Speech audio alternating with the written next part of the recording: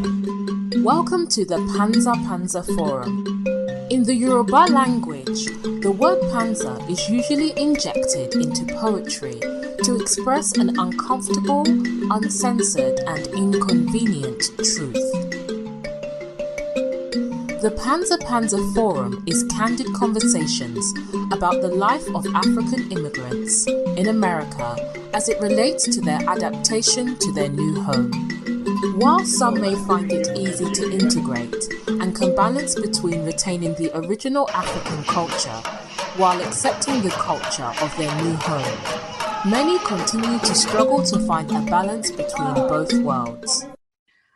Hello and welcome to Pánsá Pánsá Live. This is a podcast where we discuss the lives of African immigrants and their assimilation into Western society as they raise younger generations in a country that is quite different from their own. We also explore the experiences of children of immigrants as they balance the African and Western cultures. We present to you this informative, interesting, and expansive dialogue about the intricate experiences of African immigrants in America. Okay, welcome to Pánsá Pánsá Live Podcast. I'm your host, Kemi Seriki, and today I'm honored to have Dr. Jessica Ibrahim Puri.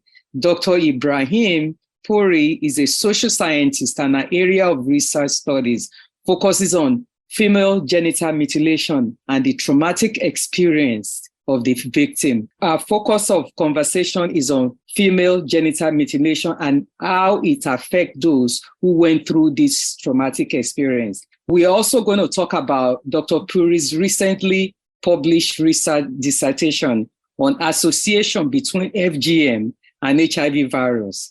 Dr. Puri's previous research experience include HIV studies, female circumcision, physician cultural competency, malaria, health equity in Chicago. Our interests include health equity, health promotion, global health behavior.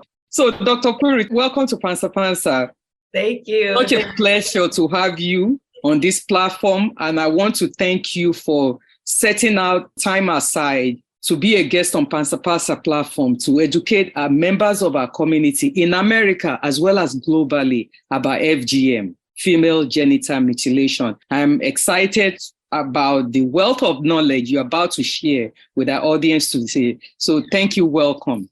Thank you for having me. I'm so excited. And thank you for creating this platform, because there are not very many people that enjoy having these conversations. So I'm happy to have an avenue to talk about it. Yes, thank you. So as I always ask my guests, because I like to chat a little bit before we get into a deep conversation, can you fully introduce yourself? Talk a little bit about your background as to where you were born, where you spent most of your childhood and adult life.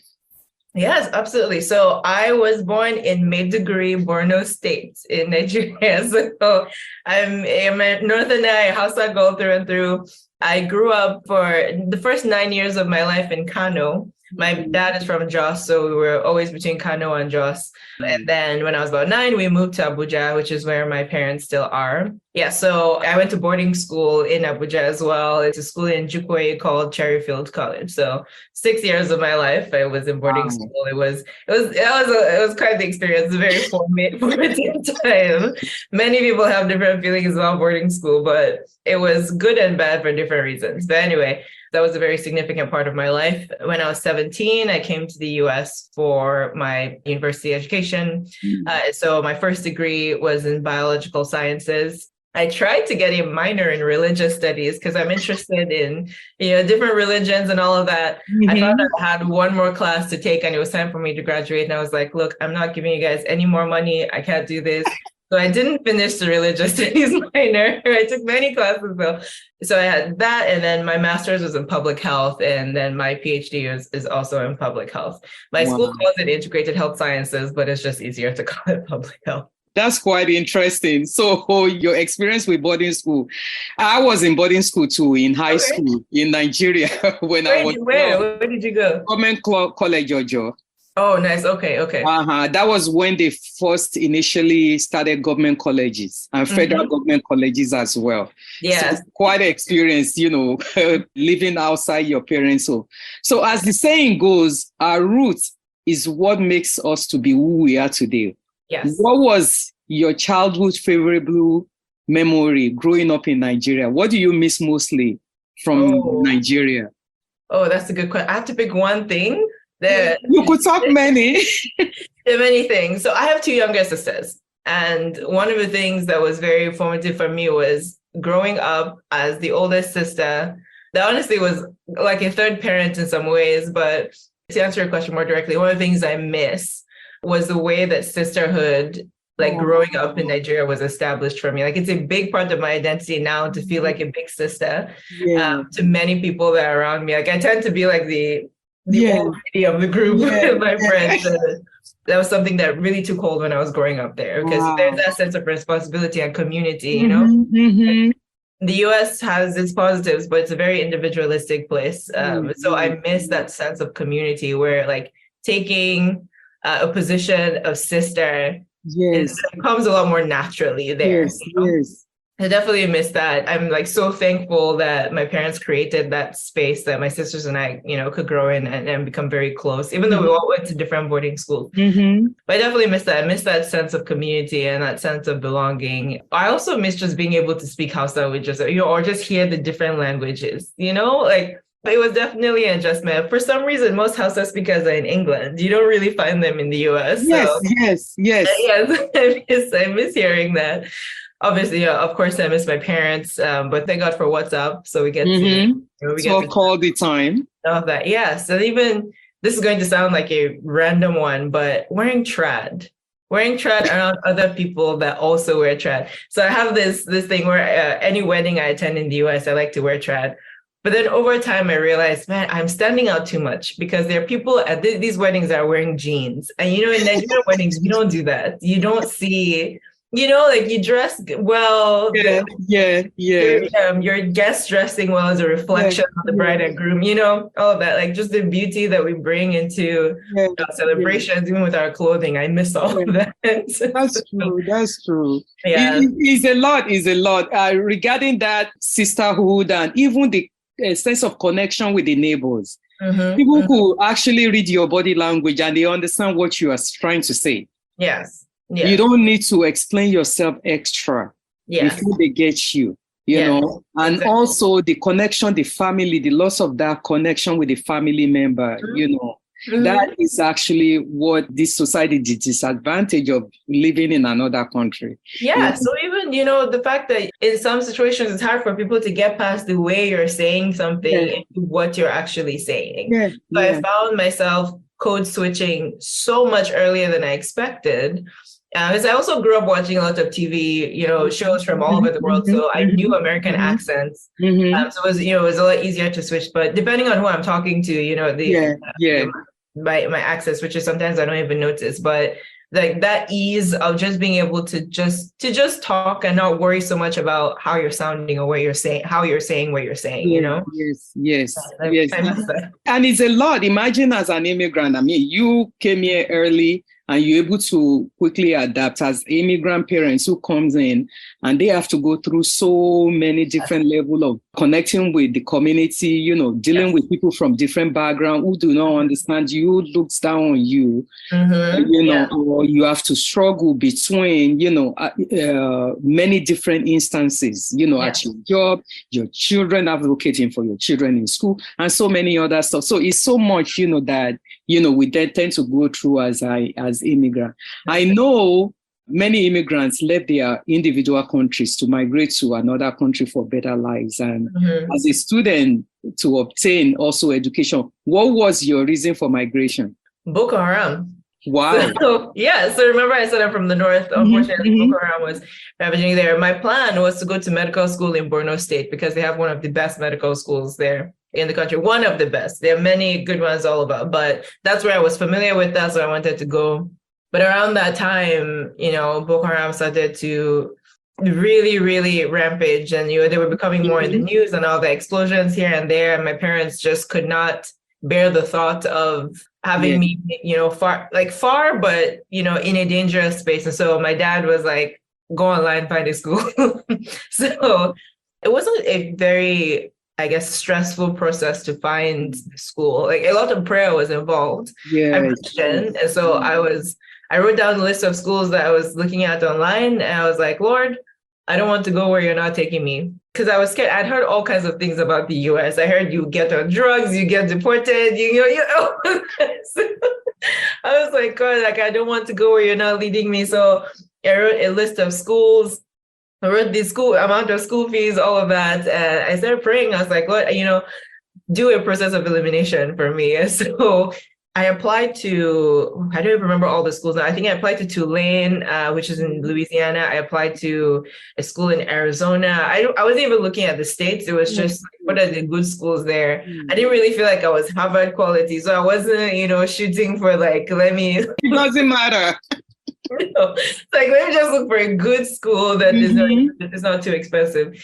And the crazy thing that happened was, as I was looking for schools, my younger sister went to Loyola Jesuit, which is a secondary school. Like, it's a very good school. Yes. One day, it was her visiting day. I went to visit her. I had graduated from secondary school. I was 16, so my parents were like, just stay at home, take some time, fine. You don't have to go to university at 16. So I was volunteering and all that. So I went to her visiting day, and I saw this big brown door with a blue tag in like one of their buildings that said Loyola University. And so I went to my sister. I was like, I've been applying for universities. Like, you didn't tell me this good school has a university. And she was like, I didn't know. I was like, what do you mean? There's a whole office, in your admin. Yeah. That's dedicated to it. And so, we're going back and forth. My mom heard us arguing. She was like, what are you guys arguing about? I was like, there's a door. There's a whole room in there that's dedicated to Loyola University. My mom, I think she was in the PTA at the time, and she was like, Jessie, I don't think there's a door like that. I was like, I know what I saw. Anyway, long story short, it turned out that I had a vision of the door that God was going to open for me. Wow. Because I think God just knew I wasn't going to find the school on my own. So he was like, let me just give this girl something. So I started to apply all of that. In the application, there was like a drop-down menu. I saw Chicago. I saw, I think, Marymount and like other places. And I was like, I don't know about any of these places. Let me just apply. And I think I picked Marymount because it sounded good. Yeah. And then one other time, I like, how you like save and you come back to it. So I came back to it another time to finish the application, and all the others had disappeared. It was just Chicago left. I was like, I guess I'm in Chicago. So I applied to that one, but I applied to all these other schools. Mr. No other school responded to me. I didn't get rejection. I didn't get acceptance. No other school. Nobody was sending me anything except Loyola. Loyola kept sending me packages. You know how, have these new newsletters and stuff. I was living in Nigeria. They were mailing me packages from Chicago of like newsletters and everything. I was like, your pictures look nice. The school looks nice. Maybe this is where I'm going. I got the email later that I got to know. That's where I'm going. Yeah, even like the visa application process, all of that. We were in the embassy. The guy that interviewed me, Mr. Ariki, I'm in Abuja, right? In Nigeria. The guy that interviewed me went to Loyola. Wow. Loyola is not a big school. Yes. The odds that somebody went to Loyola, he was like, you got in. I'm like, he was so nice to me. He was mean to everybody else before me. But he was so nice to me. I was like, you know what, Lord? Say less. You have confirmed in many, many ways this is where you want me to be. So that's where you're supposed to be. You know everything. Yeah. And it doesn't matter where you go, whether, the manipulation of the system of all this Ivy League, Harvard and everything that they put so much, emphasis on. Yeah. It's not sometimes what it is, so it's just a name, anywhere you go is as well as perfect, Exactly. So you're meant to be there and you were at the right place. Yes, I met lifelong friends. I joined this ministry, and like through that ministry, I met my husband. Like it was,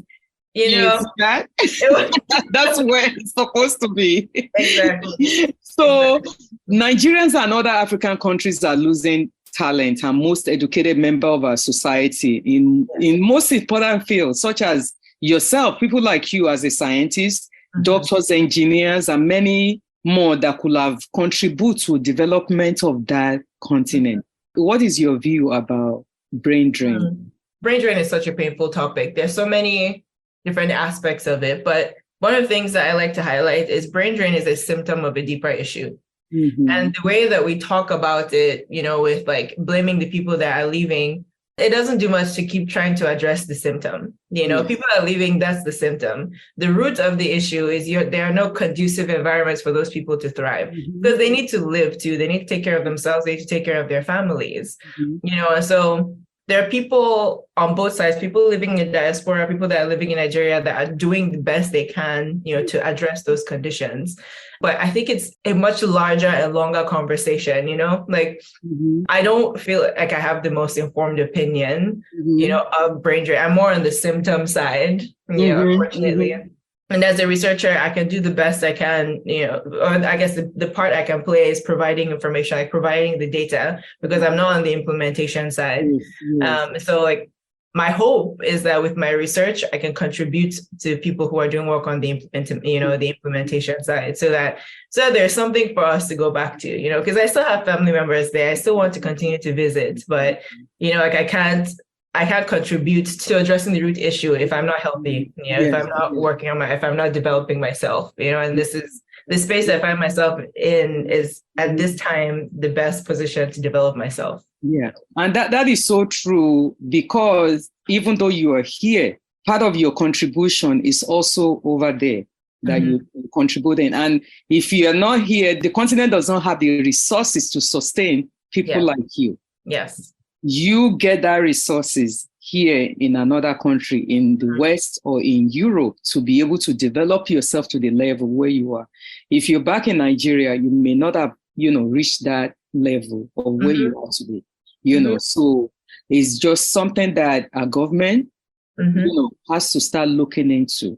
Definitely. More education, awareness, because many of them have no clue or awareness of any of these things. They know it's existing, but they just don't know how to even address it. Yes. And, and it's, in fact, one of the things that I try to be attentive to is when we say brain drain, we're assuming that all the intelligent people have left. That's not true. There are deep intellectuals living in Nigeria, that some of whom have resources, right? Some of them just don't have the resources. They don't have access to those resources and all of that. So it's not to say that we should forget about the people that have left, but we can't undermine, the intellect, the resources we still have there in the people by concentrating on those that have had to leave. Yeah. And it's so important. That brought to my mind one of Nigerian professors that I highly respect in this country, Dr. Toyin Falola. Okay, he teaches at University of Texas. That's where he's based. So every year, he pull people from different parts of Africa, including Nigerians who are in academia. He focus on history, African history, and he pull them together, and they work together to bring their work out, to continue to empower people back home, as well as those who are here. So they form that connection and bonding. And I hope people like you in that area will form the same kind of, use that as an example to form connection and bonding with the people back home. So you exchange information and resources. So thank you so much for that. So since you've been in America, what would you say surprised you mostly? Quite a few things. I mean, unfortunately for me, I came straight to Chicago, which is not, the weather is not, nobody prepared me. So one of the first things that hit me was seeing the sun and not being able to feel it. Like, that's the perfect way to put it. That messed me up. My first winter here, I was like, so wait, so the sun is just there, but I'm freezing. I've been here, it's 2011, so well over a decade. And it's every winter I still have to, mentally adjust. Like, it's not just because you see the sun doesn't mean it's going to be warm outside. So that was definitely something. But then even if when you get to the more social, racial aspects of it, clearly I'm dark, right? I'm one of the darkest in my family. Growing up in Nigeria, it was, my nickname was Blackie. It was, the idea of like Black beauty wasn't really, people were making fun of me for being that. People would ask me to bleach, and all that, which, I refused. The colorism was our issue. Here, I found a combination of colorism with racism and all of that. But then I also found people that loved my skin, more than people that I grew up with. Like the first time that somebody told me, wow, your skin is so beautiful, instead of me to say thank you, I was like, why? What do you mean? Because I was used to people making fun of it. But then, I found this combination of people that were like, wow, this is so different that it's beautiful. And then people that were like, this is so different that it makes me uncomfortable, And so kind of working through that, so like working that experience while also being 17, like my brain is still developing and like defining, like my prefrontal cortex is not fully developed. So weighing the consequence of, some conversations and all of that. So like a lot of those things were surprising, but I think I've been here long enough to learn how to manage myself and to learn how to be myself in every whether it's having my natural hair for a job interview or, like having my braids and things like that. I like allowing people to experience me for myself, not their preconceived notions of what they think someone that looks like me should. Yes, that's true. So what would you say you appreciate mostly about America? Ooh, I appreciate that it made my husband, my best friend. He's Black, he's African American. He's from the South. He grew up in Texas, but we met here in Chicago. But so obviously that's like one of the first things I appreciate. I appreciate the sense of individuality still. Like even though that has its negative sides, I've learned so much about myself. I learned the importance of enjoying my own company and enjoying learning who I am, what I like, what I don't like, learning what was, even with culture, learning what was healthy, what wasn't healthy. Because one of the downsides of, our culture as Nigerians is sometimes we can undermine the mental health of the individual because we have to, stick to certain cultural values. So I appreciate that I now have both worlds where I can understand the weight of culture and the importance of it, but also the importance of like respecting the individual and learning who you are apart from your community and all of that. So I really had like kind of the best and worst of both worlds, if that makes sense, I have this new appreciation for what I call the other side of the coin. So even as a Black woman, right? So for us growing up, we experienced the backlash of colonialism. For the Black person here is the backlash of slavery. Two sides of the same coin.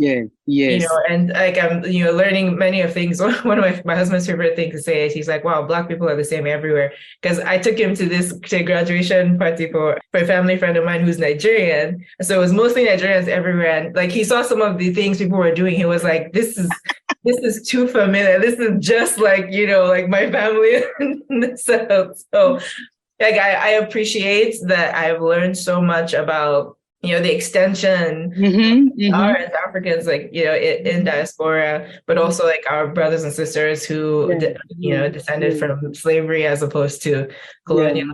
I guess all that to say, just the new perspectives, many new perspectives. I've like been stretched and I've grown in understanding and like learning to really listen and understand before I form my own opinion. Yes. And that's so powerful. And even with your husband, because people from down south, they are much more connected. With the African tradition, because they keep so many things, intact. You see them, they say, ma'am, sir, They are more respectful. They kind of like, take their time, lay back a little bit. You need to come to the New York City to come and see both of my sisters used to live there. Both of my sisters went to Fordham. So go visit and I was like, I can't live here. I cannot live. I can't do it. Exactly. And there's some parts of New York. So my immediate younger sister went to medical school in Stony Brook on Long Island. Stony Brook is quiet. There's a lake. Like it doesn't feel like you're in New York. But then once you live there and drive into Brooklyn, it's like, I know that town in itself. But then, my in-laws, my husband's parents, I call them my bonus parents because they're very similar to my parents. Like, they love me like their own daughter. Like I can get on the phone and talk with my husband's mom for an hour. Like that's as long as I'll talk with my own mom. I get to see the similarities in the way that they care for families. The differences in the ways that they raised us. But now, if his parents grew up like my parents in Nigeria, they probably would have raised us the exact same way, So I get to see a lot of that, even like with meeting his aunts and uncles and grandparents and all that. That's very powerful, and I'm glad that connection is taking place is right there. you know, because the parents could see the way you were raised, that the similarities, even though we've been all separated for over 300 years. Yes. And the connection of the culture is still there. Yes. And, you know, so some years ago, I went to visit my parents. I remember I went to church one Sunday and somebody asked me if I was dating somebody. I was like, no, I'm not. At the time, I really wasn't. And she was like, don't bring us an African American or like a Black American. Or, you know, this, because all that this person knew about African Americans was based on the news. Yeah. You know, and obviously we know even living here, the news doesn't necessarily portray like the way that the news reports is not always, you know, the most accurate, most accurate telling or fair telling of a story. Not always, anyways. But you're hearing things like that, and then eventually marrying an African American and like meeting his family and realizing that this is the absolute best thing, the best family I could have married into. Like, see the way they love each other, see how well they love me. My parent, they're flying into Chicago for my graduation to my hooding ceremony. Like, I did not expect it, but just how well they love each other, you know, love their bonus children like their own. But you have to look at the propaganda of the media all over the world.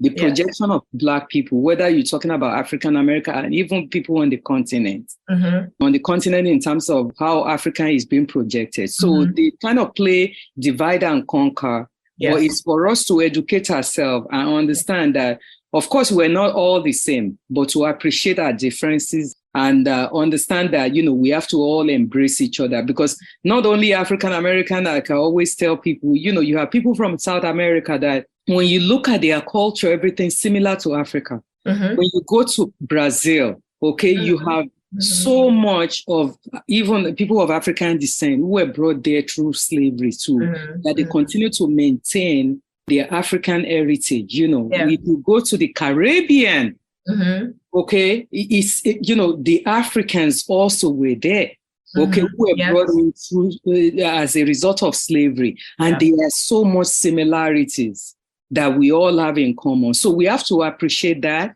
you know, and then understand what the colonialism as well as slavery has done to the psychic of our people. And understand that, you know, of course, we're different in certain way, but we have to appreciate that, you know. So thank you so much for that. And I'm so happy that you are connected with your other half. Yes. So now let's talk about the FGM, which is one of the main reasons why we're having this conversation. So Dr. Puri, what motivates your interest into researching FGM? That's a good question. The roots of my motivation are actually from primary school in Nigeria. So I went to primary school in Kano. It was fairly mixed. We had some Indians, we had Lebanese children, all of that, because, you know, back then, I think that's still the case, but even back then, people used to come for business and everything. And in about primary 4, primary 5 or so, the playground for me and my friends really wasn't this place that, you know, you take turns to get on the swing or whatever. We were having some very deep conversations that we didn't realize were deep conversations. So for instance, one of the girls would be like, I just started my periods. This man has started visiting my dad, all of that. We all knew what that meant. We knew that she was supposed to be married off to this man, right? And there was one situation in particular where I knew this girl was to be married, and we were like 9. We were 8 or 9 or so, and she was going to be married off. And so I devised a plan. I was like, you know what? My parents are wonderful. They have only daughters. Why don't you run away and come and live with us? Us girls will raise you, you know, my parents will raise you like one of their own, all of that. And so in my mind, I'm like strategic planning. This is the time, you know, to escape and all that. So I lay out my plan for my mom. And she was like, and, you know, in the best way, she was like, absolutely not. We're not doing that. And that's where I started to learn about things like Sharia law and like the fact that this girl belonged to her family. And so her duty was to her family. And, you know, the implications of what it meant if her parents were able to marry her off, you know, the bride price, and that could help her family and all of that. And so I started to ask questions like, are her parents educated? What's their religion? What area do they live in? Are they wealthy? Are they poor? What do her parents do for work? And I didn't realize then I was asking questions that surround what we now call the social determinants of health. Wow. So essentially, everything surrounding a person's health that affect them, or a population's health that affect them, right? So everything from their education to income to the kind of community they're in, community violence, their experiences in early childhood, all of that. And so it kind of set this switch in my head to start to ask questions and wonder, like, can we predict a community's behavior when it comes to their health based on where they've been and based on the things surrounding them? So I knew about things like vesicovaginal fistulas and how, like, unfortunately, child brides were reporting those more because their bodies were forced into things that their bodies were not ready for, and all of that. So I knew a lot of those things. And so when I came to the US, there was this idea of, like, I want to help people. I want to help marginalized people. I want to work with women who don't have bodily autonomy, who have, like, culturally, it's like a cultural norm, like their abuse rather is culturally sanctioned. And so I didn't quite get to FGM yet, though. Like, all of this is still kind of surrounding FGM, but I didn't know about the practice until while I was at Loyola. I think I was taking like a global health class or something like that. We were asked to pick a country and, some kind of issue in the country, a global health issue. So it's like, let me obviously go with my country. And I found this paper that was talking about female genital cutting in Nigeria. And I was like, this is just another Western publication trying to find something wrong with an African country, all of that. So I set out to disprove it. And then the next few articles I found were written by academics, by scholars in Nigerian universities, writing about the practice. I was like Bayero University, schools that my family members went to. There were scholars from those schools writing about the practice. And I just went into this tailspin. Like, how did I know about all these other things? But somehow I didn't know about FGM. And it broke my heart. And so I started asking family members, like, did you know about this? Why nobody, talked to us about this? And they were like, yes, this person, and that person, and it was like everyone knew but me. And it was, it was jarring because I thought, well, I'm a girl. So does that mean that could have happened to me? And my parents were like, no, it wasn't going to happen to you. But so it was never part of the conversation. But, because talking about female genitals is still taboo in many communities, the idea of even having a conversation about it, whether or not you're going to experience it, doesn't occur to people. That's really how I got started on it. I was about almost 10 years ago now. So I kind of set off, but like, whatever I do, I want to learn more about this. I want to research. I want to write about it. I want to see what I can do to end this practice. And like along the way, I've met some incredible people that have shared their stories with me, and like people who have been cut, people who are in advocacy, whether they've been cut or not, both men and women who are against the practice, like in different parts of the world. So, but I was also learning that it wasn't just a Nigerian or an African problem. Like there are parts of Europe and there are parts of the Middle East and Asia that practice it and, have been practicing it for centuries. To answer your question, that's really where it started for me. And it's just continued since then. Until when I started listening to some of your presentation, that I knew that it was practiced in some other places like in Europe. And in many other places, like in Asia countries, I didn't even know that those kind of things do take place over there as well, because you would think it's only in Africa and it's only among the Muslims, because the connection, they tend to connect female genital mutilation to Islam. Yes, and that's a mistake. So it actually predates the Abrahamic religions. So it's not, while it is, practiced by some Muslim communities, you'll find some Christian communities that practice it too, but it's not supported by the Quran or the Bible or even the Torah. Right? The Torah is Jewish, so male circumcision is common in the Abrahamic religions, but somehow the culture and religion mixing, they've brought out male circumcision and combined it with female and said, and then mandated it. So you have very strong religious leaders mandating it for the women in their communities. But then, just to expand a little more on the religious side, like I said, it's not accepted by the text, by the religious texts, but in very small sects of, the Jewish people and also the Christians, you'll find people that have said it's our religious right to do this.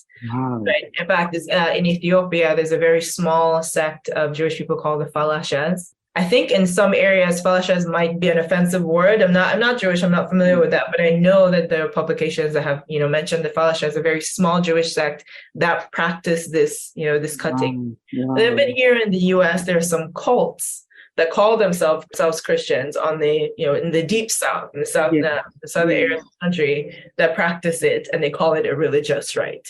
So there are people that will cite religious reasons, but it's really not. It's not supported by their text. I mean, until when I watched a movie by Usman Sembene, may so rest in peace, who did a movie called Molade, whereby he actually indicated that it's not by Islam. It's not part of the Quran because there's so many women from Middle East who were not, being caught. So where did you find that text in the Quran? And he was able to use that kind of propaganda to bring out the real story behind it, that is part of the culture that you put in together and you define it as being part of the Quran. Yes. So that's, because I was looking at the historical origin of it, and they talk that the practice originated from ancient Egypt, which is now modern day Sudan and Egypt. And it spread all over different parts of Africa as a result of that. Yes. So it's just so, it's mind boggling, with all these things that you find out. And the different types too. So, for those who might be listening, who might have, maybe this is the first time they've ever heard of it, it's not anything like male circumcision. So they're actually different types. And the World Health Organization has classified them into 4 types that are widely accepted now. So the first type is called the clitoridectomy. So that's where you're partially or completely cutting off the clitoris. Right? And the second type 2 is called the excision, and that's where you're cutting off the clitoris and the labia minora, which is that inner flesh. Type 3, which some people argue is the most invasive type, is you're doing some combination of types 1 and 2, and then you're also sewing up the labia majora, right? And you're completely covering the urethral opening, and then you're leaving a very small opening for, like a straw size opening for the vaginal canal. So because you're completely covering the urethra now, instead of urine to flow, it spreads. And so you have people reporting more kidney infections and bladder infections, UTIs, all of that. It's difficult to clean the space, to keep it sanitary, And so you have all this backlog and all of that. And so, and then type 4 is what they classify as everything else from stabbing and piercing to cauterizing. There's a very small tribe in Ghana that uses hot shea oil. They put up a shea oil and they pour it in that area to burn it, cauterize it. So when we think about the different practices all over the world, in the global experience, those types are practiced in different parts of the world. So the type that might be mostly practiced in Somalia will probably not be the type that's mostly practiced in Indonesia and Singapore. Oh my God. So among all these types of different cutting, what procedure is most dangerous and put women more at risk of long-term, health problems? Honestly, all of them are, just in different ways. So for instance, with type 1, where you're cutting off the clitoridectomy. So the female genitals are very highly innervated, which means there are a lot of nerve endings. So it's a very sensitive area. So when you do something like nicking it, or, like cutting off the clitoris even partially, the body treats it like the way it would treat an amputation. So there's a lot of trauma that happens there. The central nervous system is trying to rearrange, trying to address the missing nerve endings and all of that. So while people might think that is the least invasive type, it still has complications long-term because, mind you, in the traditional form, you're not using any anesthesia or pain relievers. It's the women in the family holding the girl down. So when you're cutting off the clitoris, that type 1 clitoridectomy, there's that trauma, right, that's happening from the pain and all of that, mistrust of family members. So people lose sexual sensation all the way through, right? In some situations, they've reported what's called vaginismus, and that's an involuntary contraction of the vaginal canal. That's a response to trauma. So even if you are willing and you're ready and you're in a consensual sexual relationship, your body and your brain are still kind of in that disconnect. Your body has recorded that trauma and it's causing the vaginal canal to contract. And that's just type 1. So when you have type 3, where you're types 2 and 3, where you're taking out more flesh, there's still that trauma there. And so it's really hard to say, like, oh, this one's worse than that one because it's really it could be undermining the traumatic experience of one person over the other just because of their type. So on African continent, how common is FGM, and who is assigned the role of FGM on the continent? Traditional practice? That's a good question. So medicalized court. It's quite spread out. So in the east side of the continent, so in places like Somalia and Djibouti, it's about between 94 and 98% prevalence. So that's between women ages 15 to 49. When you're moving a bit more toward the center and toward the west, the number drops a bit. So in Sudan, Egypt is about 87%, which is still high. And then when you move over, the prevalence is honestly kind of spread out. In Nigeria, I've seen places that report 27%. I've seen places that report 40%, which is also quite a wide range. But that makes sense because the whole subject matter is subject to underreporting. Because there's a lot of shame around it and a lot of hiding since it's illegal in those places. So, of course, we're not sure what the prevalence is because people are underreporting their experiences. Right now, as far as who is assigned it, traditional or medicalized, I'll go back a bit. So in the late 90s, early 2000s, reports started coming out in countries like Kenya and Sudan and Egypt, where young girls were reporting to the hospitals with tetanus infections. And it was connected to the instruments that were used because it was people like local barbers or, the matriarch of the family using unsterilized tools, no training, all of that. So these young girls were showing up with infections and so in response to that, medical professionals started to provide what is now known as medicalized FGM. So that's where they're using sterilized instruments. There's no communal cuts. So you don't have, a bunch of girls sitting in a circle and you're using the same instrument on all of them. They're providing local anesthesia in the space, analgesics. So, the paracetamol, the ibuprofen, all of that to help with the pain, to help manage the pain. And so that's medicalized FGM. However, what we don't know are the long-term consequences. There are really no studies that tell us these are the long-term, in the long term, these people experience medicalized, these people experience traditional, these people are better off, so we don't have any studies like that. I tried to address a bit of that with my dissertation. But as far as who is assigned, Sudan is reporting the highest increase in demands for the medicalized version. It's about 60% higher than it was about 2 decades ago. So the trend is changing, is moving away from the traditional to the medicalized. But we can't necessarily say that the medicalized is actually better because we don't have data that backs that up. Oh my God. Because I know there's also some argument between people who said, let's eradicate it, but they said, okay, we could eradicate it, but when we make it more medicalized, okay, maybe it could be easier to eradicate. Yes. So one of the points I make in my dissertation, I believe I had to write 3 papers. It was either paper 2 or 3, is I believe that medicalization is actually slowing down the progress toward eradication. The UN has these things called SDGs, Sustainable Development Goals. And one of their SDGs is that by 2030, FGM in its entirety completely eradicated. I think that's ambitious because 2030 is quite ambitious. And, they'll just move it if we get there and they're not quite at the goal. So, they have this SDG. However, a report came out in Egypt not that long ago that said when FGM was criminalized, medical professionals increased the price of FGM. High risk, high reward. If we're going to go to prison for this, we might as well make more money, right? And so the people who are opting for the medicalized version happen to be wealthier. They're higher socioeconomic status. The point of criminalization was to eradicate it. But at the end of the day, it nullifies the whole point of criminalization when there are several people who are able to afford it for their daughters and their granddaughters, right? So at this point, they're just creating more data for us to learn about medicalized FGM in the future and not really helping with eradicating the practice. But there are people in, a whole other camp that believe medicalization is a step toward completely eradicating it.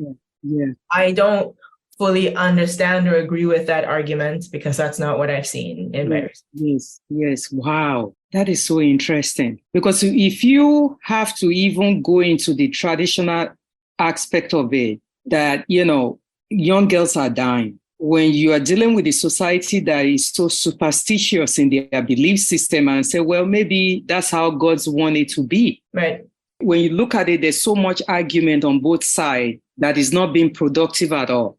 Yes, exactly. And, even the idea of young girls are dying is just one argument. Young girls are traumatized. They're the ones that didn't die from the practice are traumatized. Yeah. They are oppressed in their own communities. They're not being heard. Their experiences are undermined because mommy went through it, auntie went through it, grandma went through it. What makes you endure it? Like, you're a strong woman, so you can endure it. So, which is a very interesting and funny parallel to the way that Black women are seen, like in places like the US and Europe, where we're seen as stronger. So yes. And we try to suppress that pain because we want to show this strongness. Exactly. And that's why many of us suffer from so much emotional mental health issue. Exactly. And we suppress it and it comes out in another way. That's another conversation for another day. Exactly. My mom survived it. My grandmother survived it. I'm a strong woman. No. We are all human beings. All human beings. So, and we have to talk about the pain that we have. Yes. We cannot suppress our pain. Yes. So it's part of that mentality that we tend to portray and is really killing us. Yes. And so that's one of the things that I like to highlight when I'm talking to medical professionals and the implications of FGM for their different fields.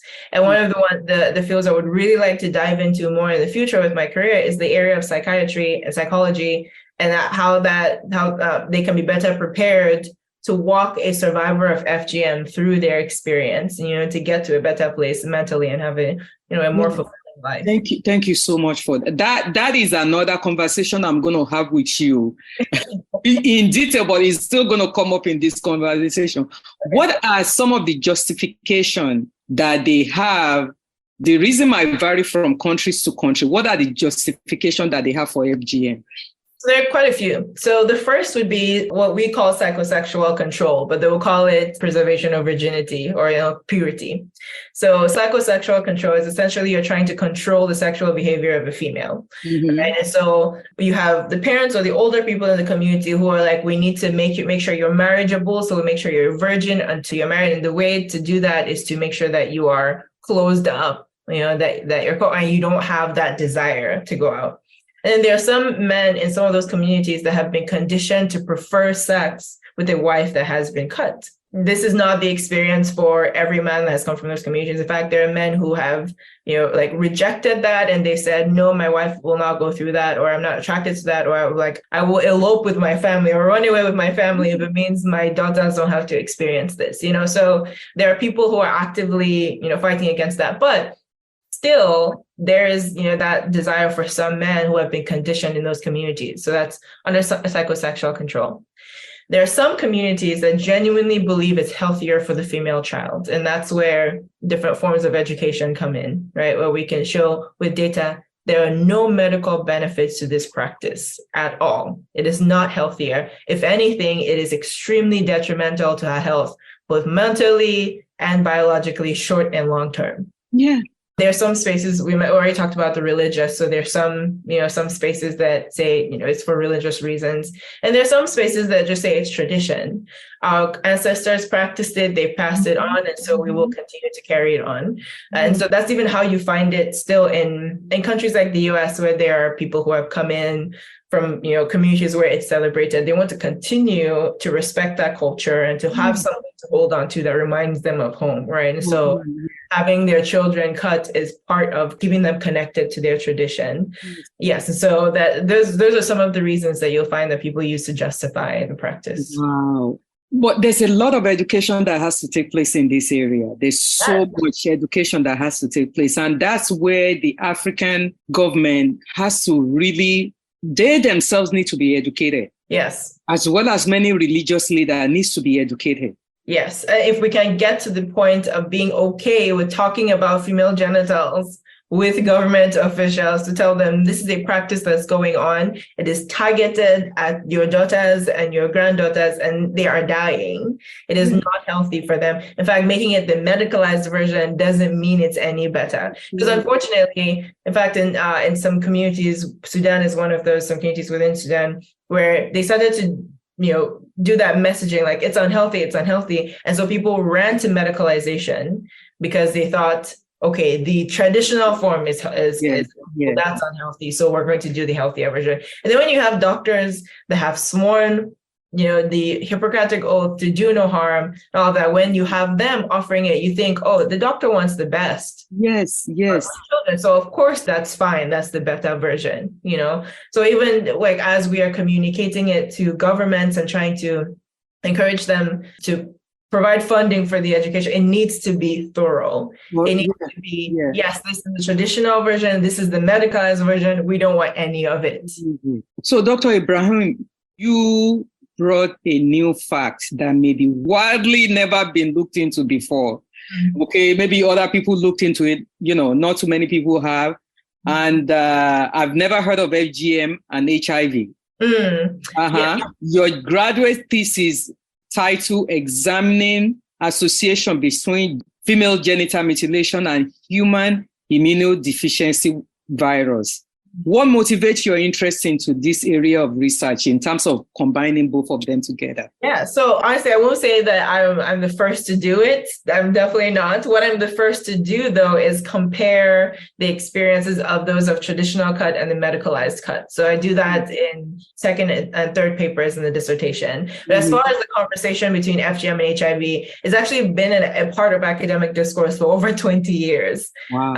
What drew me to it is there was no agreed upon consensus on what that association is. In fact, I found that there are three different camps of people talking about the association. So the first is there are people who say there is no association at all, because if we look at, let's look at the continent of Africa, right? Africa struggles with the highest burden of HIV, right? Especially when we look at the South. Those people are saying where HIV is the highest on the continent of Africa, FGM is the lowest and vice versa. So there can't be an association, which makes sense. The second camp is saying that there's a positive association because when you do things like communal cut, right?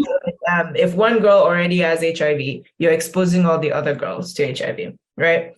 There are also people that say, well, especially with type 3 FGM, where there's, you've almost fully closed the vaginal opening, sex can be very painful. And so couples can opt for anal sex, which makes you more vulnerable to HIV transmission, right?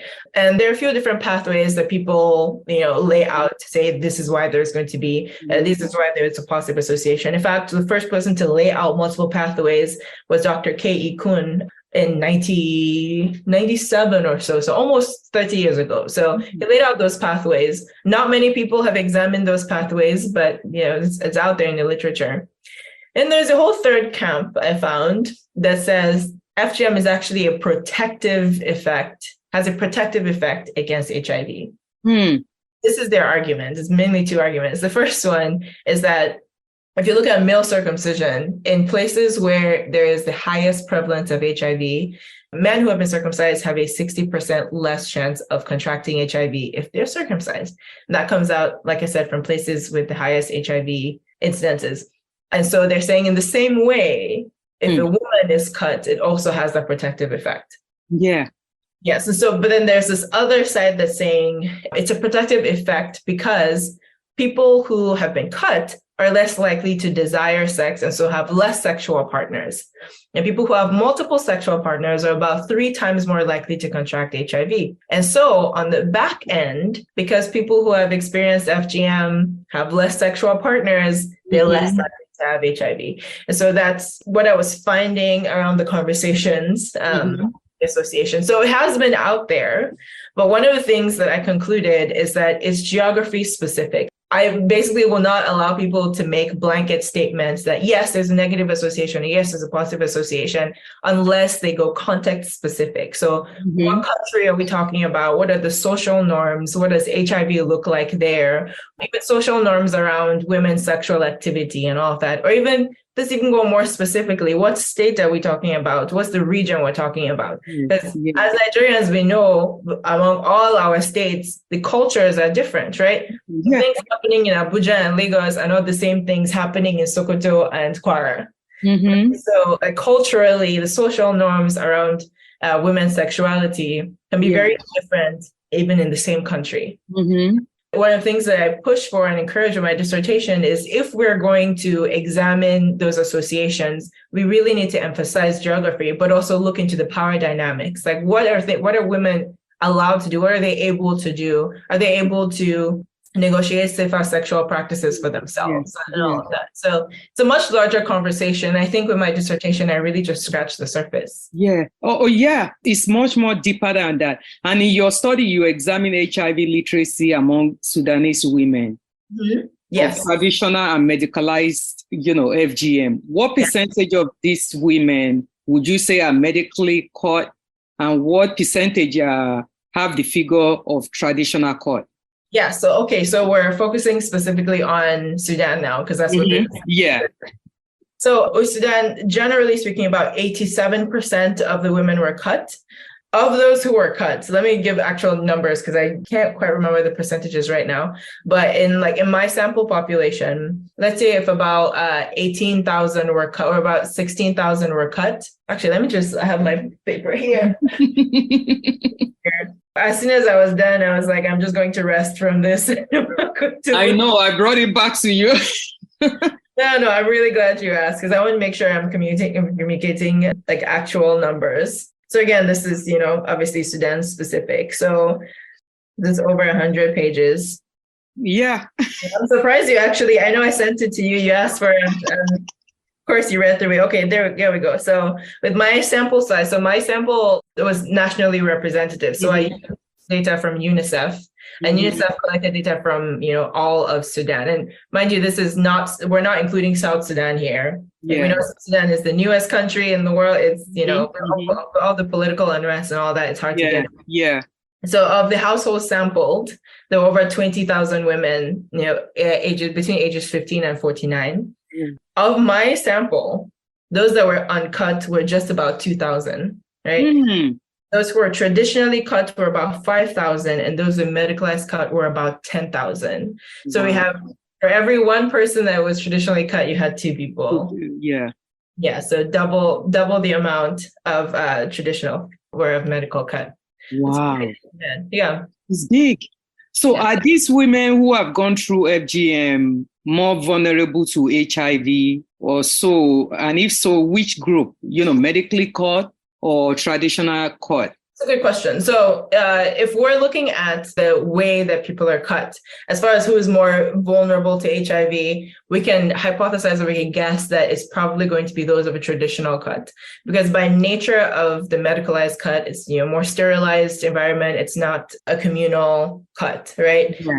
But what could kind of trip us up on that hypothesis is if among women who are medically cut, if it's, a type 3 and they're just really tight and they opt for anal sex, they could also contract HIV, right? So I really wanted to dive into that with my dissertation. But the thing with my data, it was a bit surprising, but I was seeing this with other large nationally representative data sources, is they were intentionally not asking about people's HIV status. Yes. In fact, in the survey question, it said, so, in the HIV literacy and attitudes questions, they verbatim said something like, I don't want to know your status. Don't tell me your status. But when was the last time you got tested? Things like that. And so if they had asked questions on like, what's your HIV status, then as the researcher, I would have been able to to run the numbers and see who is among the traditional and medical cuts. So at this point, we can just hypothesize, but I don't have the data to say this is actual number.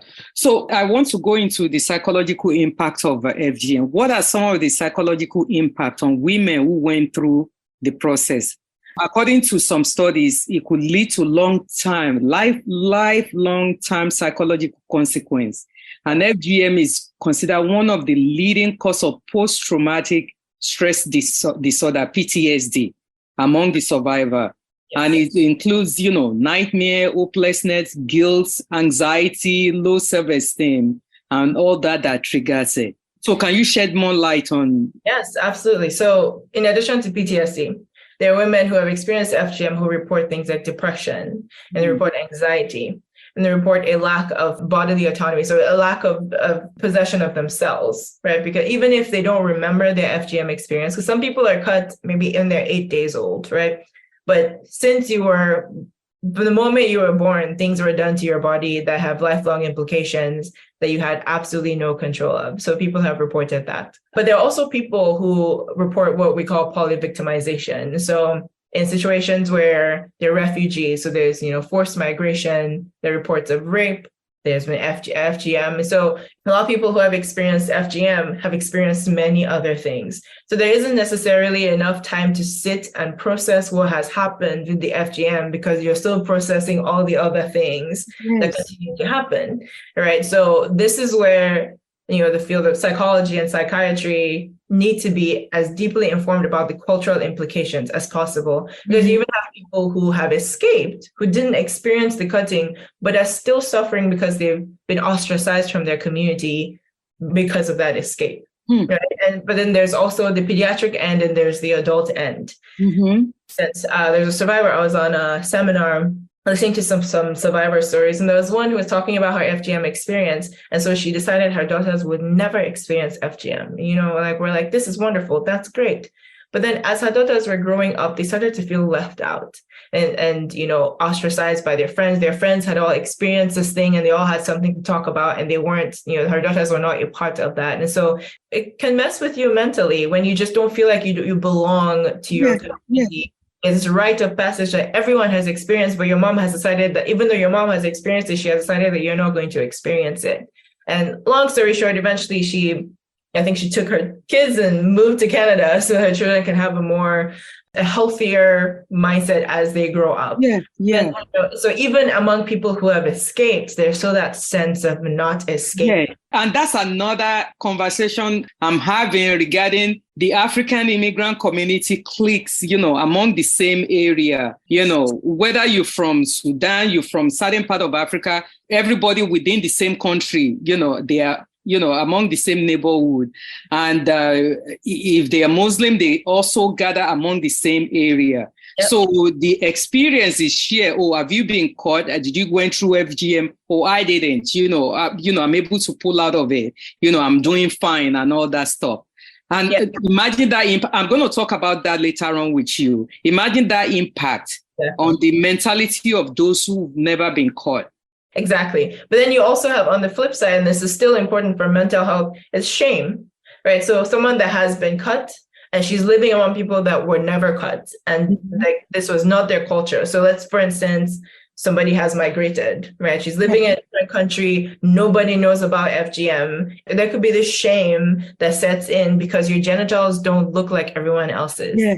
So even if you still have sexual feeling, there could be some shame with the way your genitals feel that you don't even feel free to engage in sexual activity because you're worried about how your genitals look, right? There's still shame and there's stigma on so many different levels, angles that you can look into. So I believe if therapists start encountering women who have experienced it, they will find that no two stories are the same.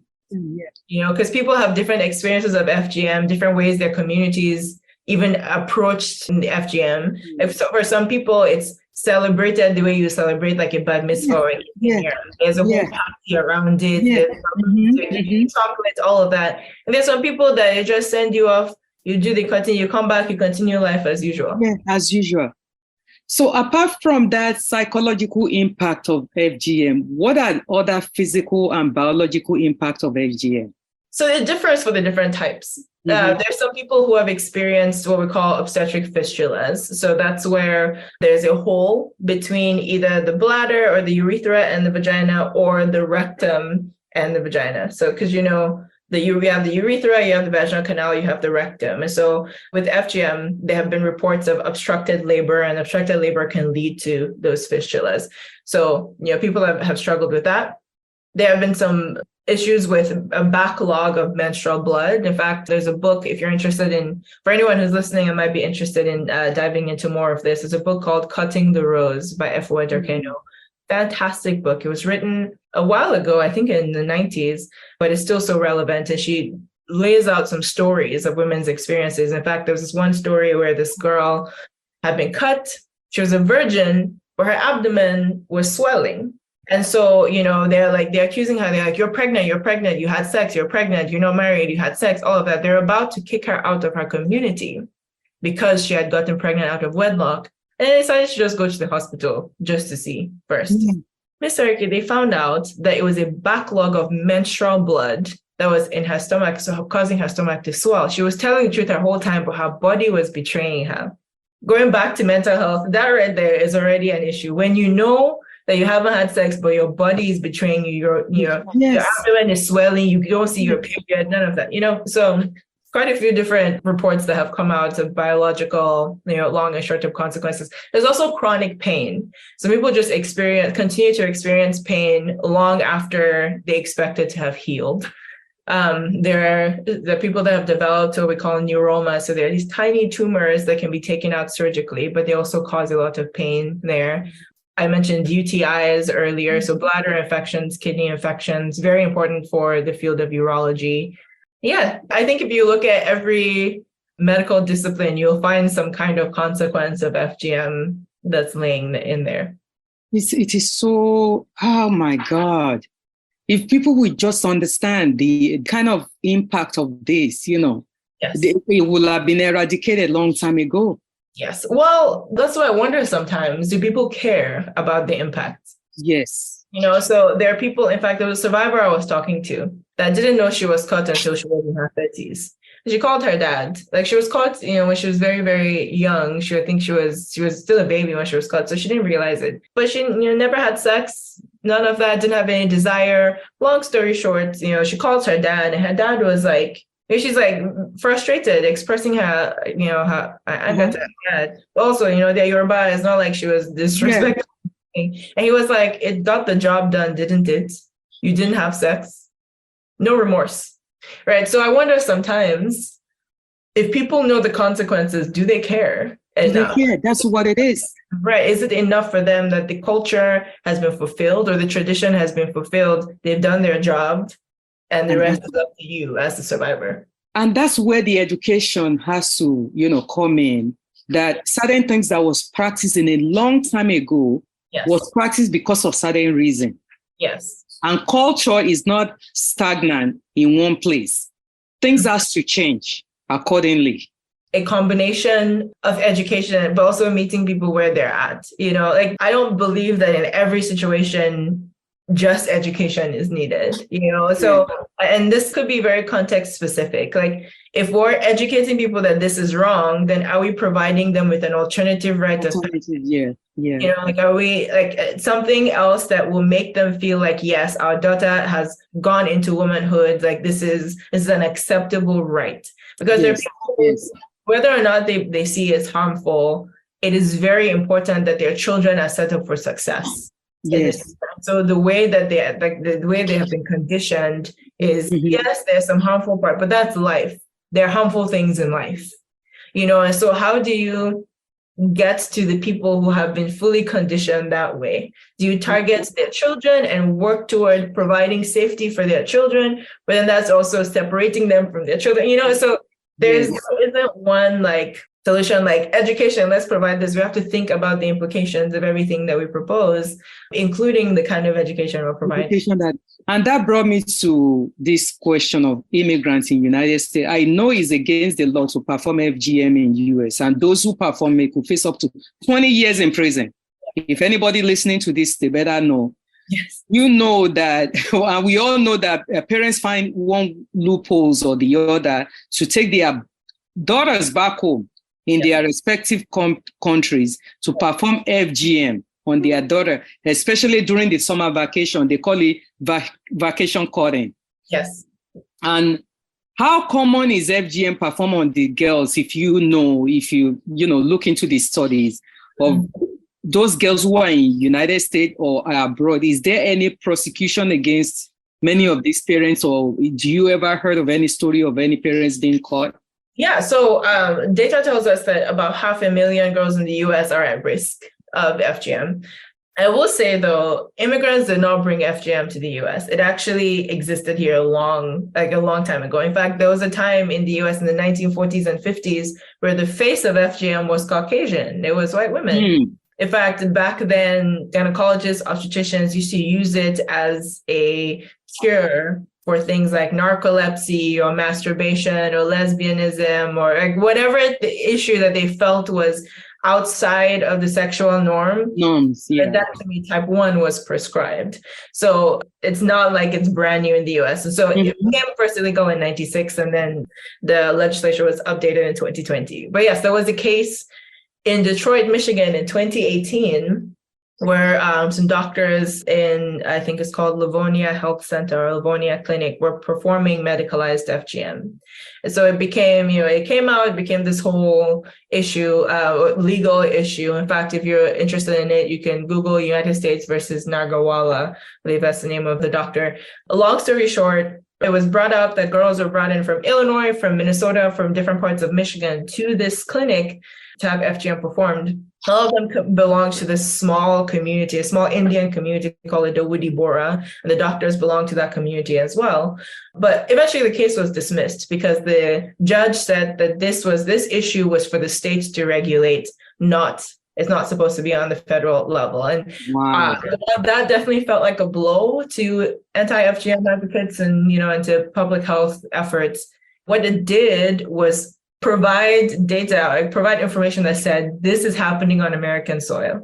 And so based off that and, many other advocacy efforts, Stop FGM Act of 2020 was created. It was basically an adjustment of the 96 legislature that was basically defining FGM more clearly. And then it mentioned vacation cutting and made it illegal. But other things that came out of that were something called Operation Limelight, which is, I believe it was put together by the Department of Homeland Security and the Justice Department, where, people in their government uniforms walk around airports and, provide pamphlets and information on vacation cutting. Now, the problem with that is you're doing some profiling because you're looking at who you think going home, for vacation cutting. But then what that tells you as the person that has this government official walking up to you is there might be a sign on your back. Being monitored. You don't know what FGM is. And all of a sudden, this person's walking up to you and telling you, this is what FGM is. You better not be going home to cut your daughter, things like that. So while the intention of it is good, the execution has not been great. And people have felt, fear, and they felt targeted just, while in the airport. So there are things that are happening in the US to try to address it and, to protect. But so progress. It is many mothers of African immigrant community who also have experienced FGM. Yes. And do you think that they recognize their own childhood trauma? And if they do, does that affect any form of prevention on their daughters through going through the same ordeal? Some of them do, and some of them have protected their daughters from it. And the risk of that has been being looked down on by the community members, being ostracized by the community and all of that. And there are some that they feel stuck and they're not empowered in other ways. They can't protect their daughters, even if they are aware of their own traumatic experience. And so this really speaks to the dynamics of power and, and empowerment, politics and power in a community where a mother knows of the trauma of her experience. She's not empowered to be able to protect her daughter. It doesn't matter that she knows her own traumatic experience. It's going to happen to her. And all she can do is prepare her daughter, the best way she can to walk through that traumatic experience. And sometimes it's not like she's equipped to even deal with her own trauma. Right? So we can have generational trauma passing on down for generations without end because of the lack of empowerment. Oh God. Right. So even when I think about, or when I talk with people about eradicating FGM, again, I'm very much about the root of the issue, right? Sometimes it's really not that we have to go in and tell them FGM is bad and we have to stop it. If we address the root issues, like the lack of empowerment for women, those women themselves can work toward eradicating FGM. Yes. Right? FGM is a symptom. The root of the issue is that women are being oppressed. Right? And don't have what it takes or what they need to come out from that oppression. Yeah. especially depending on who I'm talking to and the crowds and stuff. There is that, especially here in the US, we have that, they have this desire of going to save all these women, like we call it, saviorism or even white saviorism, right? To go in as, let's stop FGM. Like, no, they know it's an issue. Many women, many mothers there know it's an issue. They're just working on being empowered, right? It's almost insulting to like come and tell them this is wrong. We know it's wrong. We know it's wrong. Yeah. We need some empowerment to work through. We can take care of it. Thank you for talking about white women savior, because from Usman Sembene's movie, that was when the discussion came into play that should we call it female genital mutilation or cut? So there was an argument that indicated that, do you think a mother will take her own daughter or a father will take his own daughter to be mutilated? So that word of mutilation, okay, let's call it cut. If we call it mutilation, they might be resistant towards the help or education that is needed. But if we call it cut, and, let them understand that this is the issue going on when you cut your daughter. This is part of what is going on. This is the impact of it. Maybe they are much more acceptable towards it. Because that movie, when it came out, New York Times actually did a review on it. The movie was shown at Lincoln Center. Wow. Yes, I would say only few Black people like me, Africans, were there. Majority of those who came to see the film are mostly white women, white people who came in to see it. Yeah, so unfortunately, terminology is one of those things that we get stuck on, even among advocates. So they can be distracting sometimes. But if I'm being honest, I understand that argument, like would a parent mutilate their child and all that. But the first times that I heard the terms female genital mutilation were from survivors that were saying, I was mutilated, and my parents need to know, and they need to come to terms with the fact that this was harmful. Because if we say cut, it simplifies it for them. Yes. It minimizes my experience as a survivor and gives them an out. And so I've seen advocates who are survivors who prefer that term mutilation because it's more accurate to their experience. Right? But I guess I use it interchangeably, honestly, depending on who I'm talking to. I don't say female circumcision because that honestly, I'm implying it's circumcision. We already know by definition it's not. But the FGM versus FGC really depends on who you're talking to, right? And so out of respect and trying to understand where a person is coming from, if like the person says, you know what, I prefer to talk about or to, call it FGC, I would like to hear their why, right? And then maybe continue in that conversation. But personally, in my research and in my writing, I've used FGM because I'm trying to call attention to how graphic this is. Like if we're saying that something needs to end, there's a reason it needs to end, and we have to be truthful about how we're defining it, right? And you are so right about that, because the experience of the person being caught, it sees it as a mutilation of their body. Yes. And the parent sees it from different perspective, and they didn't experience that. Yes, exactly. The mother, but my body's supposed to be for me. Exactly. It's not for you to take hold of my body and define what has to be done to my body. Yes. So, this is how I like to think of it. Some people might not like this description, but if I take my nails and I use a nail cutter and I cut it, that's nail cutting. If I pull my nail out from the bed, that's not cutting my nail. Yes. That has a long-term consequences. I might have to go to the hospital because I might have some infections. It will hurt for a long time. I might even need surgery to address it, So the idea of FGC versus FGM, it's all, some people will say semantics, but if we're really thinking about what the terminology says and what it means, we can get to it with saying, well, if it's FGC, then it's medical, we can medicalize it and it's better. But if it's if it's mutilation, we need to end this whole thing in everything. Yes. Thank you so much for clarifying that. For those who are going to listen to this, that's why I brought both sides of arguments into place. So can you shed light on why we need to engage in a more collective discussion about FGM worldwide, why it has to be eradicated? Yeah, so besides so I'm on the public health, I'm on the health side. So I'm thinking of all the ways that people's mental health, their biological health, long-term, short-term, all of that,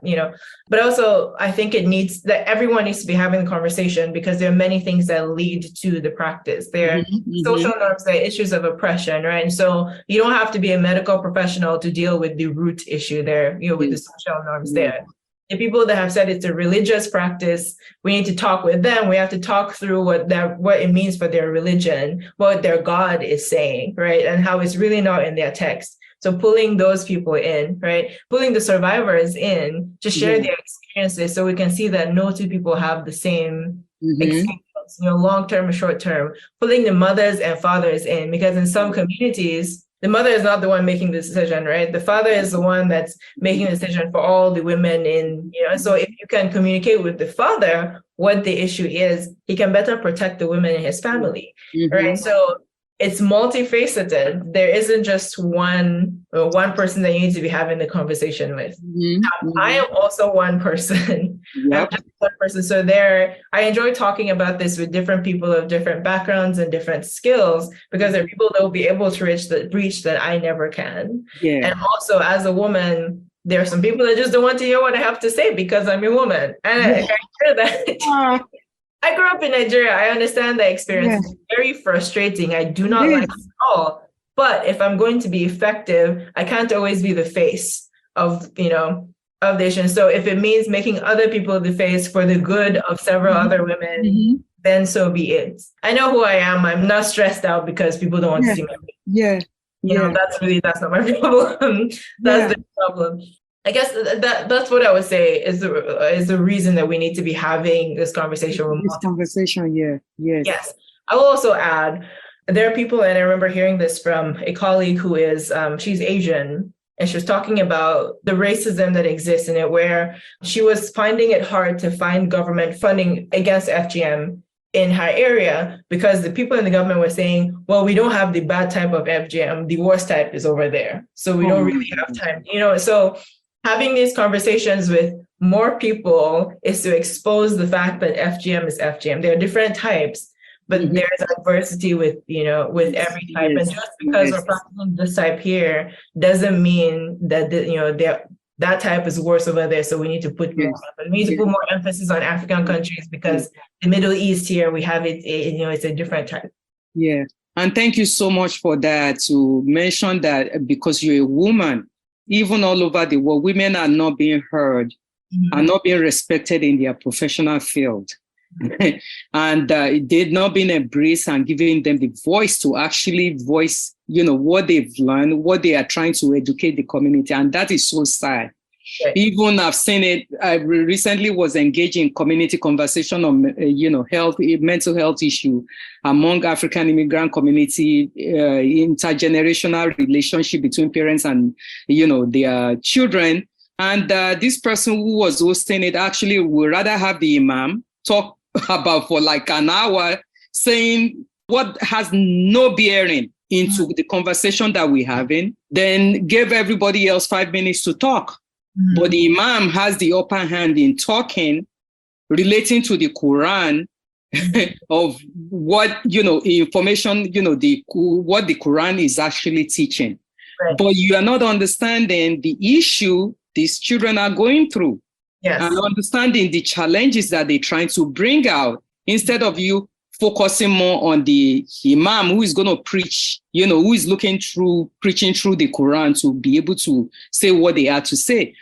So we have a lot of all those issues going on within our community, and some men feel threatened by a woman who may have more knowledge about different things than them. Yes, in fact, when I finished my master's, I went home I think I went to renew my visa or something, because I took some time to work and all of that, and then I got into my doctoral program, and this guy that I grew up with was like, "Don't you want to get married?" I was like, "Oh, maybe at some point." He was like, "Why are you still going for why are you going for a PhD? What? Why?" It was so confusing to him, the idea that I could have more degrees than my spouse. And I was like, first of all, it's not your business. That's right. Husband. So clearly, in fact, this is one of the many indications that you are not my husband. So yes, but and it can be I understand, the intimidation factor. Doesn't mean that I'm going to lessen who I am, Yeah. because, this man is, intimidated by that. Like, it is what it is. That's for you to deal with. I'm not going around, shouting all my degrees and whatever. But if you ask me a question, I'll answer based on what I know. And if you find that intimidating, that's honestly unfortunate. My goal is to serve others. And this is where God has brought me. He created me for me. He brought me here. I'm doing what I Yeah, and it's really sad. It's a lot of those education that has to take place, even among our African immigrant community, and to understand that you are in a different world, and we have to address issue openly. And the expertise come from different area, women, men, and give the respect accordingly to people's expertise in that area. Yes, yes, exactly. And I think that's one of the misleading things about whether you have a graduate degree. You're really an expert in something very specific. It's not like you know everything. Yeah. Right? And so allow the expert to be the expert in the room. Yeah. It doesn't. Their intelligence does not rob from yours. Yeah, it doesn't. As if anything, we're all learning. We're enriching each other. Yes. And the Quran and the Bible was written ages ago. Right. And, even the dynamics of politics and power, because they've been in men's hands for so long, is that fear of like, are we not going to have the power that we have anymore because these women? And it doesn't necessarily mean that. If we can just have mutual respect for each other and mutual understanding. And that's why many of this kind of conversation is still in one place and, is not going forward to see the eradication of different things, to see the eradication of so many injustice, so many traditional value or the system that we're practicing that needs to be erased completely. That's why it's not being taken place. So in many African family within US, I just want to give the information before we close. Many women, mothers may not have a say in decision-making against their husband's will. As a man of the household who have a final say in decision-making, including sending their daughter to their respective countries for FGM. For those mothers, I want to give you this information. I would like to inform you that the United States government opposed FGM and court. No matter what type, degree, severity, no matter what motivation for performing it, the US government consider FGM to be human rights violation and a form of child abuse, gender discrimination, violence against women and girls. So if someone perform FGM on you as a child or as a woman, the US Citizenship and Immigration wants you to know that you are not violating any US law if you're a victim of FGM. Yes. And you are not at fault. So you may be eligible to certain immigration benefits for non-citizen, victim of crime or prosecution, should consult a qualified attorney, a lawyer, or accredited representative you could ask questions about your immigration relief option. So there's a number that I was able to find online. It's called 1-800 for a child. 1-800 for a child. That means 1-800-422-4453. And the resources are available if you believe you are at risk of FGM, if you are at risk, or you have undergone FGM, or you have question about FGM. You may have information about somebody, or even if you have information about somebody who is performing FGM in United States, you could also call the number.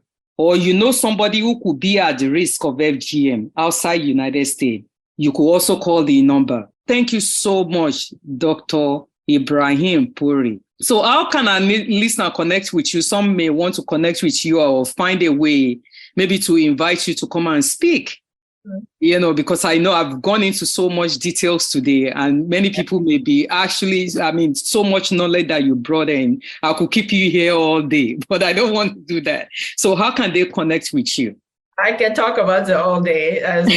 So I have LinkedIn. If you type Jessica Puri, one of the few that will pop up will have PhD, MPH at the end. You'll see my black face.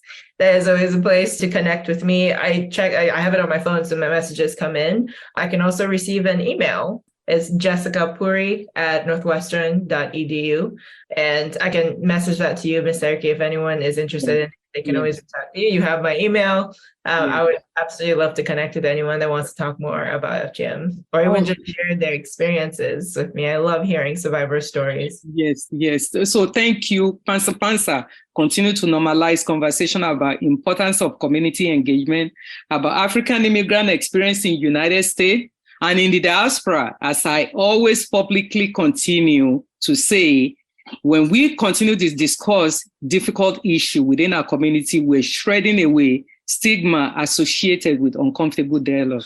Thank you, Dr. Ibrahim Puri, for coming to Pánsá Pánsá Podcast to educate our community about, FGM and for sharing your wisdom. I really thank you. And I know those who will listen to this, we actually have so much knowledge that they could share with others. Thank you so much. Thank you for the time. Yes. Thank you for tuning in to this episode of Pánsá Pánsá Live Podcast. We hope to have you back with us in the next episode as we continue to explore the nuances of the African immigrant experience. If you'd like to connect with us, you can email us at talk@pansapansa.org. That is talk@pansapansa.org. And follow us on Instagram at pansa.pansaforum. Until next time, remember to spread kindness and love. Thank you and take care of yourselves.